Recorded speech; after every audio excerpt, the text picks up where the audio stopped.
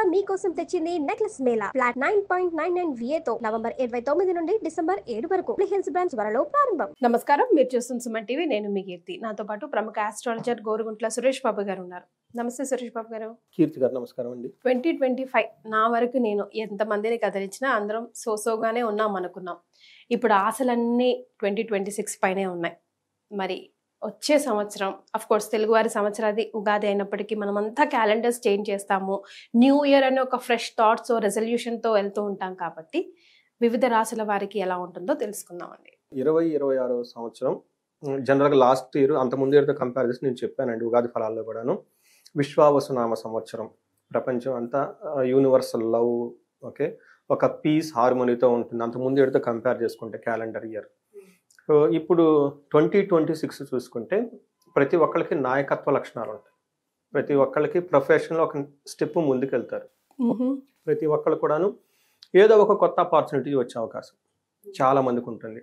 So ఎందుకంటే ఇది రాజరిక లక్షణాలు కలిగి రిస్క్ టేకింగ్ ఎబిలిటీస్ జనాలకు చాలా ఎక్కువగా ఉండేసి ఈ టైంలో కొత్తగా ఆపర్చునిటీస్, కొత్తగా ప్రాజెక్ట్స్, కొత్తగా ప్రమోషన్స్ అన్నీ కొత్తగా వాటిలో వచ్చే అవకాశాలు చాలా ఎక్కువగా ఉన్నాయి. ప్రతి ఒక్కళ్ళు వీళ్ళు సద్వినియోగం చేసుకుందాం అని చెప్పేసి మనం కోరుకుందాము. అలానే 12 రాసుల వారికి ఎక్కడెక్కడ ఛాలెంజెస్ ఉన్నాయి, ఎక్కడెక్కడ అనుకూలమైన వాతావరణ పరిస్థితులు ఉన్నాయో తెలుసుకుందాం. శాస్త్రాల్లో చెప్పినట్లుగా మనం డిస్కస్ చేసుకుందాం. కొన్నిసార్లు మనకి మీనింగ్స్ టఫ్గా అనిపించవచ్చు, కానీ ఇది వాస్తవం.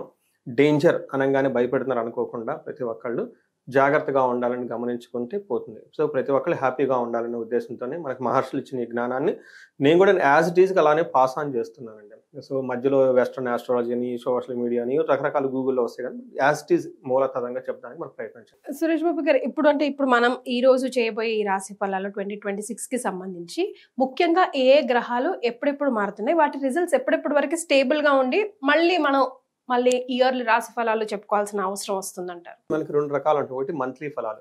మనకి కొన్ని గ్రహాలు చాలా ఫాస్ట్గా మూవ్ అవుతాయండి, కొన్ని స్లోగా మూవ్ అవుతాయి. ఎన్ని స్లోగా మూవ్ అయ్యే గ్రహాలన్నీ ఇయర్లీ ఫలితాలు చెప్పుకుంటారు. శని 2.5 సంవత్సరానికి మూవ్ అవుతాడు, గురువు సంవత్సరానికి మూవ్ అవుతారు, రాహుకేతులు 1.5 ఇయర్కి మారుతూ ఉంటారు. అంటే ఇవి మారినప్పుడు చాలా ఎక్కువగా లాంగ్ రన్ ఇంపాక్ట్ ఉంటుంది. కాబట్టి వర్ష ఫలంలో లేదా ఇయర్లీ రాశి ఫలాలు, లేదంటే మనకి ఇందులో ఉగాది రాశి ఫలాల్లో వాటి గురించి చెప్పుకుంటాం. మంత్లీ కొన్ని గ్రహాలు మారుతుంటాయి. సూర్యుడు, కుజుడు, శుక్రుడు, తర్వాత బుధుడు, ఈ గ్రహాలు మనకి మంత్లీ మారుతూ ఉంటాయి. 2.5కి ఒక రోజు వచ్చేటప్పుడు చంద్రుడు మారుతూ ఉంటారు. అందుకని మనకి మంత్లీ ఫలాల్లో ఈ 4 గ్రహాలు ఎక్కువ చెప్పుకుంటాం. సూర్యుడు గురించి, కుజుడు గురించి, బుధుడు, శుక్రుడు గురించి మాట్లాడుకుంటాం. ఇయర్లీ ఫలితాలు చెప్పుకున్నప్పుడు యూజువల్గా మనకున్న ట్రెండ్ ఏంటంటే శని, గురువు, రాహుకేతుల గురించి మాట్లాడుకుంటాం. అందులోనే ముఖ్యంగా శని గురించి ఎక్కువ మంది మాట్లాడుకుంటాం. అయితే ఈసారి మనకేమవుతుందంటే శని మారట్లేదు. ఆయన 2.5 సంవత్సరం కాబట్టి లాస్ట్ ఇయరే మారారు కాబట్టి ఈ హోల్ ఇయర్ అంతా ఒకేలాగా ఉంటుంది, మార్పు ఉండదు. గురువు మాత్రం ఖచ్చితంగా జూన్ 2వ తారీఖు మారుతూ ఉన్నారు. రాహుకేతులు ఇయర్ ఎండ్లో డిసెంబర్ 2లో మారుతున్నారు.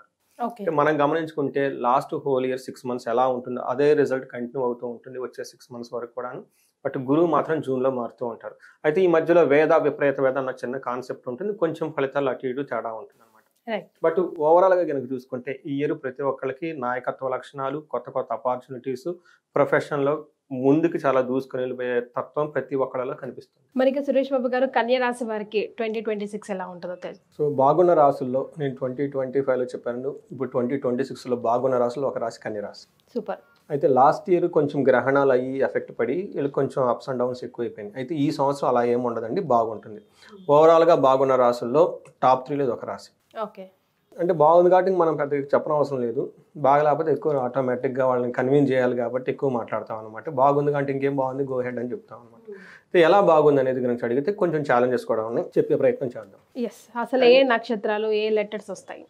కరెక్ట్. ఉత్తర 2, 3, 4 పాదాలు, హస్త 1, 2, 3, 4 పాదాలు, చిత్త 1, 2 పాదాలు అంతా మనకి కన్య రాశిలో ఉంటారండి. పేరు బలం ప్రకారం కనుక చూసుకుంటే టో, పా, పీ, పూషం, నా, టా, పే, పో అన్న లెటర్స్ అంతా ఇందులోనే ఉంటారండి. ఇందులో ఈ రాశిలో ఉన్న హస్త నక్షత్రంలో నా క్లయింట్ ఒక ఆయన యుఎస్లో రీసెంట్గా ఎలక్షన్లో గెలిచారు. వావ్, వెరీ ఇంట్రెస్టింగ్ పాయింట్ ఏంటంటే ఆయన మా ఇంటికి వచ్చారండి. Okay, sudden surprise. విన్ అయ్యానని చెప్పడానికి అంతకు ముందు అడిగారు 6 months బ్యాక్, పాజిటివ్ గా ఉందండి ఎలా నేను చెప్పాను. 3 weeks ముందు ఫోన్ చేశారు, ఇలా పార్టిసిపేట్ చేసిన రిజల్ట్ రాబోతుంది, ఎలా ఉందండి అని. నేను చెప్పాను బాగుందండి, lot of positive chance you will get it అన్న. శని వీళ్ళకి వచ్చేటప్పటికి 4 గ్రహాల్లో ఒక గురువే మారుతున్నారంటే మిగతా గ్రహాలు మారటం లేదు. ఎప్పటి వరకు మారట్లేదు? జూన్ 2 వరకు గురువు మారడండి, తర్వాత గురువు మారుతూ ఉన్నారనమాట. అయితే ఇది మారటంతో వీళ్ళకి ఏమవుతుందంటే అండి చాలా బెనిఫిట్ జరిగే అవసరం ఇంకా ఎక్కువ ఉంది వీళ్ళకి. ఒకటి వీళ్ళకి 6వ ఇంట్లో శని ఉండటంతో ఏమవుతుందంటేనండి 6 నుంచి 7, ఇప్పుడు 7లో ఉన్నారు కాబట్టి మార్గశక్తి అంటే వీళ్ళు ప్రయాణాలు కొంచెం ఎక్కువగా తిరిగే అవకాశం ఎక్కువ ఉంటుంది. ఈ టైంలో వీళ్ళకి జర్నీలు ట్రావెల్ చేస్తారు ఎక్కువగా, అందులో ఎక్కువగా టైర్డ్నెస్ అయిపోతూ ఉంటారు, కానీ ఉపయోగం ఉంటుంది ఫైనల్గా. తర్వాత 10వ స్థానంలో అప్పటి వరకు జూన్ వరకు వీళ్ళకి ఏమంటారు సుఖ ప్రాప్తి, ఏ పని చేసినా కలిసి వస్తుంది, లక్గా హ్యాపీగా ఉంటారు. 10 తర్వాత ప్రొఫెషనల్ మ్యాటర్స్లో స్లోగా ఉంటుంది, ధనాన్ని కూడాను కొంచెం కోల్పే అవకాశం ఎక్కువ ఉంటుంది. 6లో వీళ్ళకి 6వ ఇంట్లో రాహు ఉండటం వల్ల ధనలాభం విశేషంగా కలిసి వస్తుంది. 12th హౌస్లో కేతు ఉండటం వల్ల ఆధ్యాత్మిక వాటికి సంబంధించిన వ్యవహారాలలో ధనం ఎక్కువ ఖర్చు పెడతారు. బట్ ఓవరాల్గా మనం చూసుకుంటే శని 7వ ఇంట్లో ఉండటం వల్ల వీళ్ళకి ఏంటి ప్రాబ్లం అంటేనండి, కరెక్ట్గా వీళ్ళకి ఏమవుతుందంటే కన్యరాశి నుంచి మీనరాశిలో వీళ్ళకి ఇప్పుడు శని ఉన్నారు. శని 7వ ఇంట్లో ఉండటంతో ఏమవుతుందంటే దేశాంతరాలకు సంబంధించిన ప్రయాణాలు ఎక్కువ చేస్తారు. ఆ టైంలో వృధాగా ఖర్చులు ఉన్నట్లుండి విపరీతమైన ధనాన్ని ఖర్చు పెడుతూ ఉంటారు. ఇది ఒకటి నెగిటివ్ అని చెప్పుకోవాలి. మిగతా అన్ని విషయాల్లో సాధారణంగా ఉంటుంది. ఇది ఒకటి. అంటే శని ఇక్కడ నేను ఇబ్బంది పెట్టే శని అయితే నేను చెప్పను, హార్డ్ వర్క్ చేయించుకొని రిజల్ట్ ఇచ్చే శని అని నేను చెప్తాను.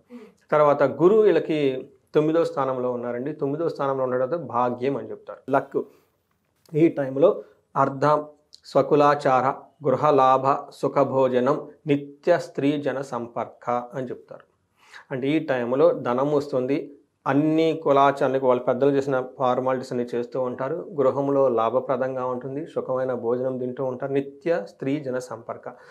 జెంట్స్ అయితేనేమో లేడీస్తో ఎక్కువగా ఇంటరాక్ట్ అవుతూ ఉంటారు, ఇన్ కేస్ లేడీస్ అయితే జెంట్స్తో ఎక్కువ ఇంటరాక్ట్ అయిపోయి వాళ్ళకి కావాల్సిన అన్ని చక్కగా సమకూర్చుకొని ముందుకు వెళ్ళిపోతూ ఉంటారు. బెస్ట్ టైం ఇది. తర్వాత వీళ్ళకి జూన్ తర్వాత గురువు మారటంతో ఇక్కడ కొంచెం ప్రొఫెషనల్లో ప్రాబ్లం అయ్యే అవకాశం ఎక్కువగా ఉంటుంది. ఏ ప్రకారంగా అంటే ధనధాన్య శోధచ్ఛేద అని చెప్పి ధనానికి సంబంధించి ధాన్యానికి సంబంధించి బాగా అనుకున్నంతగా రిజల్ట్ రాకుండా ఇబ్బంది పడే అవకాశం ఎక్కువగా ఉంటుంది. అంతేకాకుండా వృధా సంచారం, వృధాగా అటు ఇటు తిరగాల్సిన అవసరం ఎక్కువగా ఉంటుంది. ఆల్రెడీ శని వీళ్ళని తెగ తిప్పేస్తున్నాడు, ఈ గురువు కూడా వాళ్ళని ఇంకా డబల్ తిప్పేస్తూ ఉంటారు. అంతేకాకుండా వీళ్ళకి స్వజన దూషణం, వాళ్ళ సొంత మనుషులే దూషిస్తూ ఉంటారు. ఏం తిరుగుతున్నాడు, అడి తిరుగుతున్నాడు, అసలు ఉంటారో లేదో, ఎందుకు తిరుగుతున్నారు, ఏంటి. జనరల్గా ఇది పొలిటీషియన్కి ఒక బెస్ట్ టైం అని మనం చెప్పుకోవచ్చు.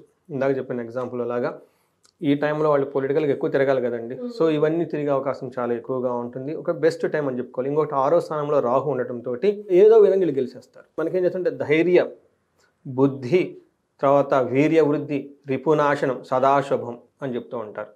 సో 9వ ఇంట్లో 6వ ఇంట్లో కనుక రాహు ఉండటంతో వీళ్ళకి ధైర్య సాహసాలు విపరీతంగా పెరిగిపోతూ ఉంటుంది, ఏ పని చేసినా కలిసి వస్తుంది.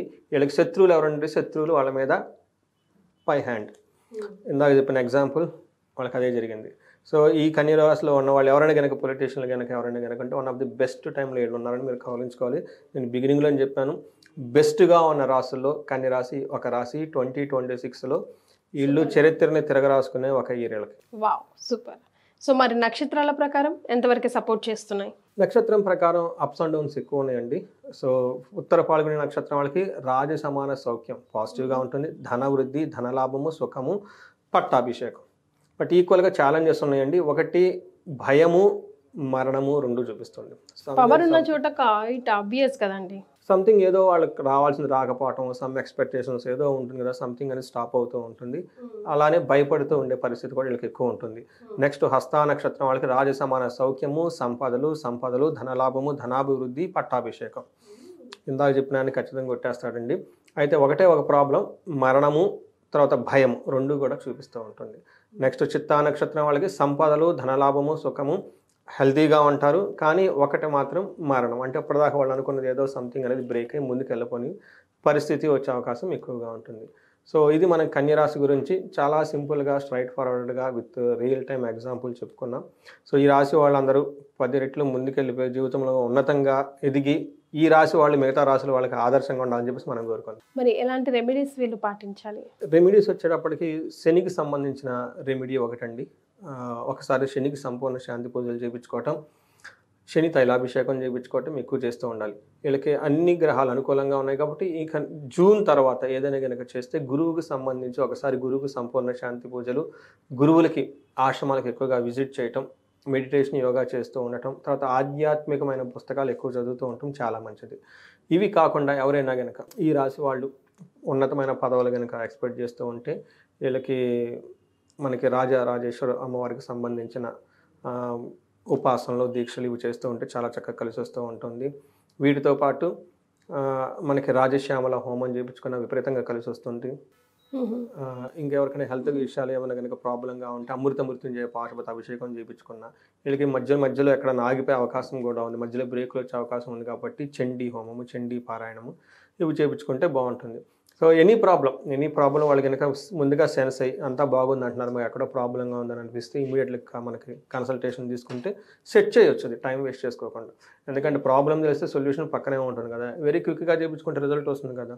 అంటే మరీ బాటమ్ లైన్ ఉంటే మనం కాదు, కానీ ఒక మిడిల్ లెవెల్లో ఉండి ఈ పూజలు అవి చేయించుకోలే కెపాసిటీ ఉన్నప్పుడు చేయించుకుంటే ఏముందంటే అంటే వారి కెరియర్ ముందుకెళ్ళిపోతుంది కదా. So one of the best రాశి అంటున్నారు కన్యా రాశి వారు. సో ప్రాబ్లమ్స్ లేవు. ఒకవేళ మీ లైఫ్లో ఏదైనా ప్రాబ్లమ్స్ హర్డల్స్ కనిపిస్తుంటే వెంటనే సురేష్ బాబు గారి నెంబర్ కింద స్క్రోల్ అవుతా ఉంది, కనెక్ట్ అవ్వండి. ప్రాబ్లమ్కి సొల్యూషన్ మీ చెంతలోనే ఉంటుంది. థ్యాంక్ యూ సో మచ్ అండి, ధన్యవాదాలు.